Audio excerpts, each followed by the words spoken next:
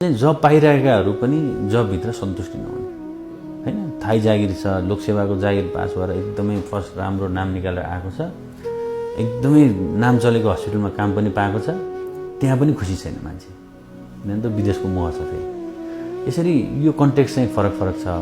तर ओभरअल चाहिँ के हो भन्दा नेपालमा स्वास्थ्य कर्मीमाथि राज्यले हेर्ने दृष्टिकोण चाहिँ अझै राम्रो सकारात्मक बनाएको छैन।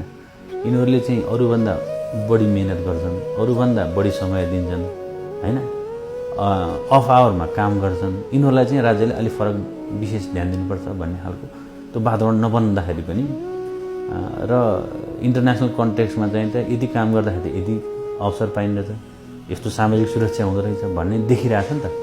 त्यो हिसाबले दुईटै कुरा, यतापट्टिको चाहिँ सबै कुरा कमजोर र बाहिर जहाँ चाहिँ उसले देखाएको छ त्यहाँ चाहिँ अलिकति राम्रो माहौल।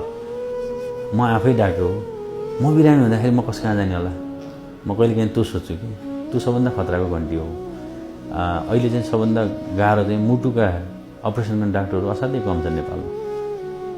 तर यता हेर्नुभयो भने मुटुको रोग त बढेको बढै छ।